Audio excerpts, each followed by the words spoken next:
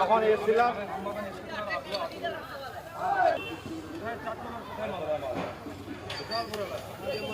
একটা রতুয়া বা মানিক দুটোর মধ্যে আমাদের বা মানিক রতুয়া হলেও অসুবিধা নেই 5 কিলোমিটার এখান থেকে 5 মিনিট বা 20 মিনিট রতুয়াতে হলে আমাদের ভিডিওটা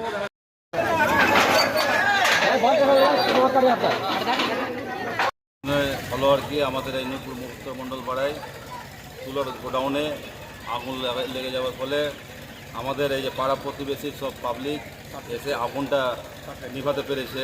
এই যে সামনে এখানে দেখতে পাচ্ছেন আমাদের স্প্রের যে আর কি বাগানে যে স্প্রে করা হয় স্প্রের ওষুধ ভুলে দেওয়া সত্ত্বেও সেই জলটা আমরা ইউজ করছি এখানে আগুন যাতে নেভানো যায়। অত্যন্ত জরুরি আমাদের বিধায়িকা আমরা বলেছিলাম, আবার বলবো আমরা যাতে আমাদের ডিএম স্যারের কাছ থেকে আমাদের মানিকচক হোক বা রতুয়া হোক এখানে একটা আমাদের ফায়ার স্টেশন খুবই জরুরি।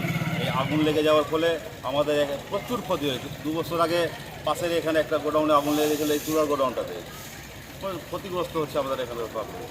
অতএব আমাদের এখানকার যাতে আবার ফায়ার ব্রিগেডটা করা যায় এই আমরা আপনাদের মাধ্যমে যাতে আমরা বলতে পারি যাতে হয়ে যায়। যারা ম্যাডামকে বলবো যাতে হয় আর কি।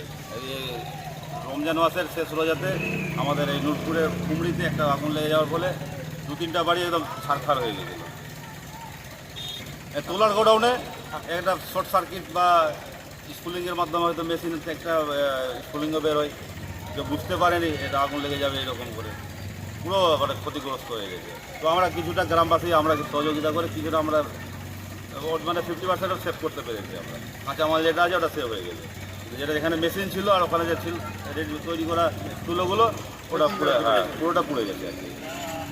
এখন এটাতে সরকারের মাধ্যমে যত সহযোগিতা করার আমরা সহযোগিতা করার চেষ্টা করব।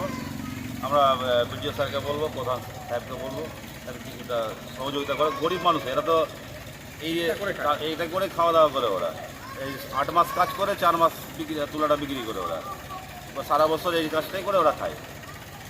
দেখা যায়। আপনার নাম? আমার নাম আজিজুর রহমান।